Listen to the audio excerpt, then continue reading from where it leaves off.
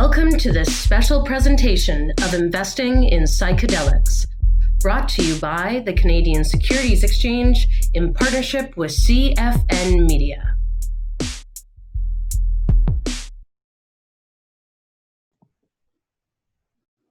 Hi, my name's Anna Serin. I'm Director of Listings Development with the Canadian Securities Exchange. Today you are joining us as part of our Investing in Psychedelics series, and I'm very lucky to be joined today by Dr. Nikos Apostolopoulos. Did I say that right, Nikos? Perfect. That's amazing. You said it right. Try, no editing or anything. So those long last Greek names. Yeah, no kidding. So I'm glad you didn't shorten it because it keeps that charm. Listen, I'm so thankful for you to join me and take time out of your day. I've had the opportunity to interview a few of the thought leaders and experts in the space, and I think your contribution is definitely unique. And what we're trying to do is educate investors and market participants coming to the market in the sector, because I think there's a huge amount for us all to learn. And I think we all have a very small understanding of the psychedelic space, whether it be from a medicinal or recreational point of view, and really trying to get out the real knowledge out there as we're approaching it. So why don't we start off? Why don't you tell us a little bit about yourself, what your business practice is, and how you came to be a part of the psychedelic space? A bit about myself. I'm a recovery regeneration specialist with a huge interest and passion with inflammation and inflammatory responses. I developed a technique called microStretching, which I developed in Vancouver, of all places, even though I'm speaking from Toronto, back in 1995. So it's a technique that we use physical modalities to work with diminishing and or moderating the inflammatory response by not going to pain and discomfort, because part of the research that I've done has shown that anytime you take the body to pain and discomfort, it actually can cause tissue damage, and tissue damage, as you all know, is inflammation, and the inflammatory response is something that basically has always been part of my research. With regards to hands-on stuff, I'm more of a hands-on person as opposed to doing clinical research, even though my PhD was clinical research. And one of the things that I did with the microStretching technique is I've worked with high-level athletes, professional, elite, amateur athletes the world over.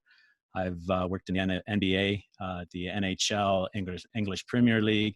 And the thing that I've seen with regards to all the athletes I've worked with, and non-athletes as well, people with fibromyalgia, chronic fatigue, osteoarthritis, is how inflammation and pain affects their ability to recover, regenerate, more importantly, to perform, whether it's day-to-day tasks of getting in and out of a chair or jumping to the hoop. So inflammation is something that was what brought me to the psychedelic realm. I am not, and I'll be the first to admit it, I am not a psychedelic expert. There are probably two other doctors in this panel that can speak to those effects, not myself. But the one thing that I do bring to the panel is inflammation. And I'm more interested in looking at how we can use psychedelics to help issues with the body, not the neural stuff, which is what everybody's really excited about. I know that it's been, 30 years since I think, was it the US that had the Schedule 1 Drug Act? I'm sure that basically made psychedelics illegal.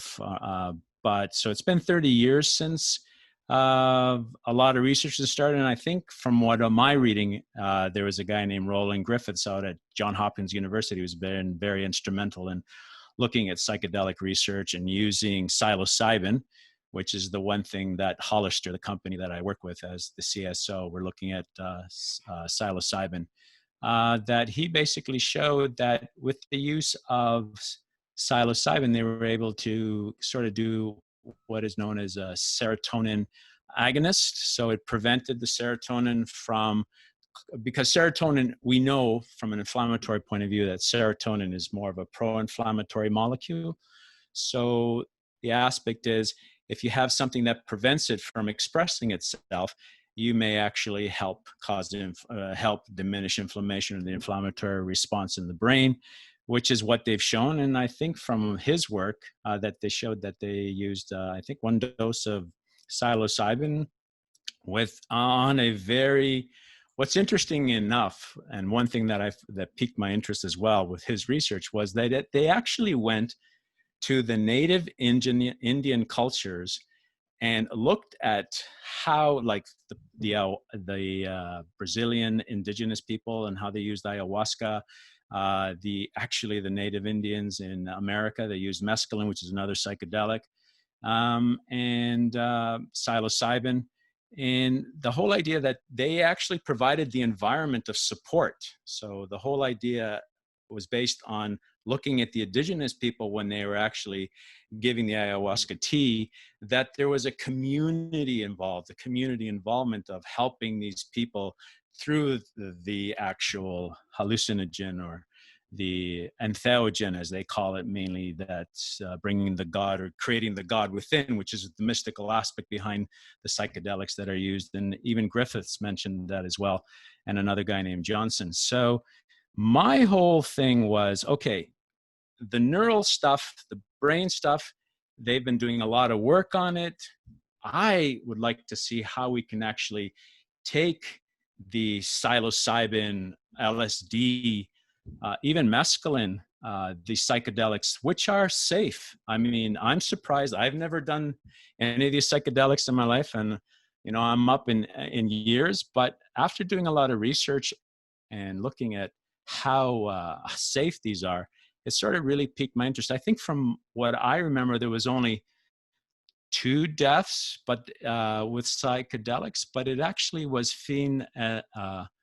phenethylamine, which is a synthetic psychedelic. So it seemed like the pure psychedelics, the LSD, the ayahuasca, the mescaline, the psilocybins, they don't have the effect of fatality behind it. So the brain stuff, I'm not going to talk about. All I could say is that serotonin agonists, the whole idea that maybe the way the psilocybin works, or the psychedelics work, is it's a resting state functional capacity, which basically takes a brain that's got so much inflammation in it and it's calming it down, which allows it maybe for some neuroplasticity. I can't answer those questions. There are other people that may be able to answer, but I'm more interested in looking at how these pro-inflammatory proteins that are released in the body, how can we deal with them with psychedelic use? Like from pro-inflammatory proteins, we're talking about proteins that are released anytime you cause trauma to the body. Mental, emotional stuff is an inflammatory response. Any trauma, physical trauma to the body, any biochemical changes to the body are inflammatory response related. So let's say you hurt your right knee, there's a local inflammation happening there, your body. So the thing is, the endothelium, this is the cells that line the inside of the blood, the arteries. And so when that's affected, it actually sends a signal to the body saying, hey guys, we've got something here that's been traumatized. We've got an injury. So they actually, send a chemical signal to the cells in that area, which then bring in what are known as pro-inflammatory proteins or pro-inflammatory cytokines. And that's what starts the whole inflammatory response. Incidentally, which I find very, very interesting, if we look at inflammation and the inflammatory response, we look at about now I'm going to include psychedelics from a body point of view, not from a and I'm not saying that the brain is not part of the body. It is part of the body.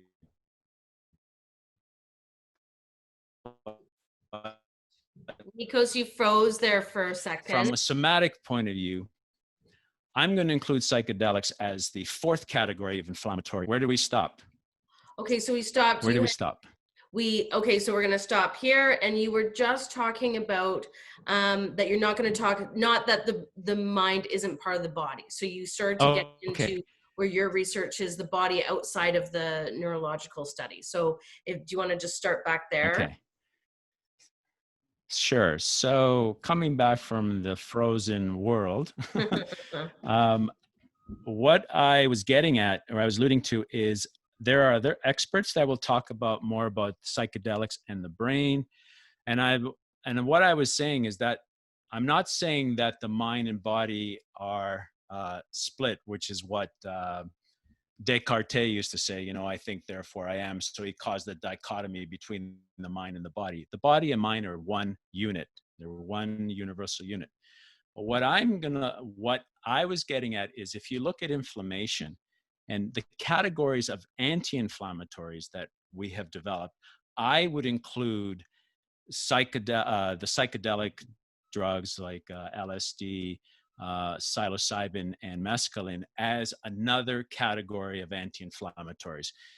From an anti-inflammatory point of view, we have NSAIDs, non-steroidal anti-inflammatory drugs, which a lot of us have taken, our Tylenols or ibuprofens. And the whole idea behind that is to prevent the release of an enzyme named cyclooxygenase, which basically causes the cells to have the ability to create inflammation. That's one. The other one is steroids, steroidal stuff. And the whole idea behind steroids is you're trying to do an immunosuppressant. You're suppressing the cells from releasing the cytokines, the pro-inflammatory proteins that are going to cause inflammation. The third one is biologics, which is basically, think of biologics as a sponge, which absorb all the antibodies. So right now with this COVID-19, our bodies are creating antibodies to try to deal with what's happening with the COVID-19 in our bodies. So biologics are going in there, and their whole idea is to soak up those pro-inflammatory proteins like the tumor necrosis factor alpha or the IL-1 beta or the IL-6. And now let's add psychedelics. From a somatic point of view, let's look at psychedelics as anti-inflammatory drugs, because serotonin is an inflammatory molecule or inflammatory substance. It causes inflammation in the body. And it's not just found in the brain. It's found in our guts. It's found in the liver. It's found everywhere where there's an endothelium or an epithelial environment or membrane. You will find serotonin cells in there. That really interests me. Is that something that was common knowledge that, or is this something that we're just discovering now? I would assume it'd be common knowledge, because I think the studies that showed that it was part of the endothelium, I think, go back maybe in the 1970s, 1980s, wow, or 90s. So it's been around, but the whole idea is that serotonin as a molecule is involved in many, many cells in our bodies and many, many tissues in our bodies. So because of that, now how I got to Hollister, because AlphaMinds, Hollister acquired AlphaMinds, and I was with AlphaMinds with myself and Amar Purwal and Birmingham. The thing that we were looking at initially was non-hallucinogenic mushrooms, so non-psilocybin mushrooms. And how can we use, like for instance, shiitake, which is used a lot in Japan, and even reishi, they've actually been shown to be anti-cancerous. So, and cancer is an inflammatory response. So we actually put together a blend, a 5-mushroom blend, which consists of Cordyceps sinensis, oyster mushroom. I wanted black oysters, but we had white. Black has a full source of amino acids, which is amazing. And then reishi, shiitake, and lion's mane. So this 5 blend thing, we saw it as a very potent antioxidant, anti-inflammatory combination that we put together. Now, Carl, who's the C of Hollister, he basically approached me, and I kid you not, a while ago, and says, let's look at the psychedelic realm. Let's look at psychedelic mushrooms, psilocybin being the one. And I said, sure. I mean, And when Anna approached me and Anil about doing something, and Alex Sumjan, who's the president of Hollister, I said to him, I can't speak. I am not an expert on psychedelics. I'll tell you that right now. My expertise is inflammation. So when I started doing my research, and this is where I'm really excited, because the other thing that I was doing research on was on cannabis and endocannabinoid system, which I find very fascinating, which is I call it the homeostasis of the body. The endocannabinoid system tries to bring our body back to homeostasis, tries to bring us back to normalcy. I think there could be a huge connection between endocannabinoids and the serotoninogenic system. And that's what really piques my interest, because of inflammation. And everything that you do is an inflammatory response.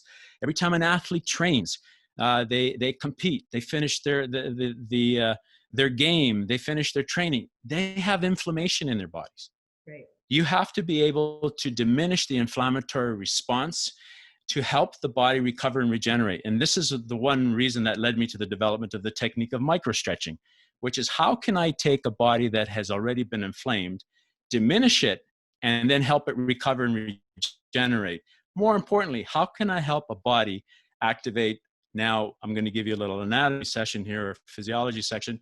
The autonomic nervous system is what controls our body. So we have it actually is divided into two pathways, or two systems in it. So the autonomic nervous system has the parasympathetic and the sympathetic. The sympathetic nervous system is fight, flight, or fright. Anytime you get scared, anytime you, let's say, for instance, you put your hand on a hot element, it's causing a stimulus. And your body's response to the stimulus is it wants to remove itself from that stimulus that is going to cause damage. Like if you put your hand on a hot element and you leave it there, you're going to burn. So sports is no different. Anytime you cause pain in the body, it's an inflammatory response. It's a sympathetic nervous system response. So if you want to help the body heal or recover, regenerate, and you have to look at inflammation and how you can moderate inflammation, not only from the point of view of taking substances, for instance, like the mushroom blend that I was talking about, or heaven forbid, non-steroidal anti-inflammatory drugs, which is a no-no, because you got to be very careful, because I think Aleve causes a lot of liver problems, and the other one that I can't, if I mention the other one, I might get sued. I shouldn't have mentioned Aleve anyways. But anyways, all these these non-steroidal anti-inflammatory drugs can affect the kidneys and the liver, okay, right, which is very, very important. You got to keep those in mind. So how can we use natural substances to alleviate inflammation? But more importantly, how can we use natural substances to help us sleep better, help us remove ourselves from anxiety, which is what we're going through right now through all this COVID-19. We have huge anxiety in our bodies, which can lead to depressions. So why not use natural substances that can actually remove inflammation from our body naturally? But more importantly, the one thing that I find that's very, very key is activating proper deep sleep. And to me, I know that psychedelics do have something to do with sleep as well. So does anti-inflammatory stuff if done properly. If you look at sleep, the most important thing about sleep is that it's a parasympathetic nervous system response. And I'm going to give you another little anatomy lesson. When we look at the brain consists of 5 waves, okay? Gamma, which is hypersensitive, like 38 to 40 hertz per second. You're always on and active. Beta is right now when I'm talking to Anna, which is I'm conscious of Anna, Anna's conscious of me. And that's a lower frequency. So it's probably 25 to 30, if not even less. Actually, it's less than that. And then we go into the alpha. The alpha brainwave is the brainwave of meditation. That's what starts our meditation. When we close our eyes, your eyes roll up backwards, and that starts alpha brainwaves. And the other two in the whole sequence are theta, delta. Delta is the deepest of the brainwaves. It's about less than 4 hertz per second. But interestingly enough, guys, that's the one that needs to get stimulated for proper recovery regeneration of the body. And it's only stimulated within the first, get a load of this, the first 90 minutes of sleep. Wow. If a person does not have those first 90 minutes of sleep, you will not hit delta. And delta is, as I said earlier, releases the restorative enzymes that help our body properly recover and regenerate. And one of the biggest issues we're having with what we're going through right now is sleep deprivation. And sleep deprivation can cause a lot of issues from, it's an inflammatory response as well. It could actually lead to depression, anxiety attacks. So why not do something that actually looks at using a natural substance to help with sleep? Because if we can get people to sleep properly, we can actually help with antidepressant as well and anti-anxieties. And more importantly, from my point of view, when I work with a lot of my athletes, from a therapeutic point of view, the one thing I've actually said to them when I introduce them to my technique of microstretching is I get them to stretch before they go to sleep, because I am trying to stimulate a deeper sleep. I am trying to get them to delta.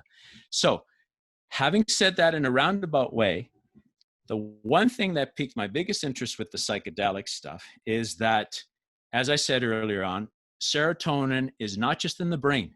It's everywhere in the body. It's involved with all the membrane, a lot of the tissues in our bodies. Specifically, interestingly enough, the peripheral serotonin stuff is released in the gut, and it can cross the blood-brain barrier.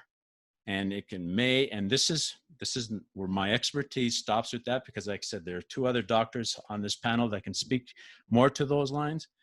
But I want to know how we can actually, because inflammation is inflammation, regardless of whether it happens to the nerves or whether it happens to muscle, ligaments, tendons, it's inflammation. It's an information highway of allowing the body to communicate with its environment and saying, hey, we've got an issue here that needs to be addressed. How are we going to address it? It's a communication, and it's an information highway. So I want to look at psychedelics and how we can use it to treat known inflammatory conditions like rheumatoid arthritis, type 1 diabetes, any cardiovascular diseases, because you got to realize that inflammatory responses like diabetes type 1, rheumatoid arthritis, atherosclerosis, these actually cause a lot of deaths in the world as well. So can we use psychedelics to deal with the body, to deal with the inflammation created in the joints from atherosclerosis, which is one thing that we'd like to do at Hollister, is to look at not just the mental stuff or the how do you say, the brain, which a lot of work's been done from Johns Hopkins University. But I am more interested in looking at how we can look at outside of the brain, to the tissues that affect the joints, muscles, tendons, ligaments. That's what piques my interest with regards to what we're trying to bring here. No, it's so interesting, and again, I'm kind of learning about this myself. I think the one thing that I've kind of discovered so far is what we do know about it is that the side effects are vastly different from pharmaceutical products, as well as the effectiveness of the time release. So something that might have taken a few weeks to really properly come into effect is now happening potentially in a day or two. And so the application of this to body ailments and to inflammation and to potential diseases outside of that, it's amazing what its capabilities are. I think we started to see a little bit of that with the research and development that was being done in the cannabis space and continues to happen. So it'll be so intriguing to find out what this can do for us, especially in these times where going back to a natural existence is more and more relevant. But just sort of curiosity, I think this might be interesting for people to understand. How do you approach going into this research? What does that look like for you to implement these types of research initiatives? From a clinical point of view, like Yeah, how am I going to approach it? You got to sit down and basically design studies. Now, this is a really good question, Anna, because I haven't really thought about it because I'm still in the pre-research phase, gathering a lot of information, which is very important. I mean, psychedelics, for all intents purposes, are safe from what right. I've been reading. They're, and I think, as I mentioned a while ago, phenethylamine is the only one, which is a synthetic psychedelic that has been somewhat, how do you say, associated with two fatalities. But other than that, there was, I think there was episode in Colorado where insufflation, which basically is snorting, it's a scientific term for snorting or blowing into a cavity. A couple of guys thought that they were actually snorting cocaine, and they snorted, I think, 1,000 micrograms or something like this of LSD. Yeah, they ended up in the hospital, but interestingly enough, after they were released, there was no any side effects associated with the issues of the LSD. So they're pretty safe compounds. The only problem that we would have is obviously we would have to start with animal models where we would look at creating a knockout mouse for that has issues with that rheumatoid arthritis, and see how using the psilocybin on how it actually may diminish the inflammation. It's the only way to go, and then you got to go into human trials. So it's a long process. Science and scientific research takes a long time. Now, So you talked about the element of, elite athletes, and obviously we have a history of elite athletes. They have to be very cautious of what they ingest in their bodies when, under periods of, let's say, the Olympics or competitive, from a competitive standpoint. Is this something that you think could be implemented into an athlete's body well under those circumstances? Do you think we'll be able to apply? definitely not. Definitely not, because you have the World Anti-Doping Agency, WADA. WADA dictates what an athlete could put in their body or not. Here, let me give you a classic example. Let's go to the cannabinoid space. CBD, pure CBD, or as pure as you can get it, it's got to have no THC in it. Even 0.01% of THC in CBD ingested by an athlete is considered an illegal substance.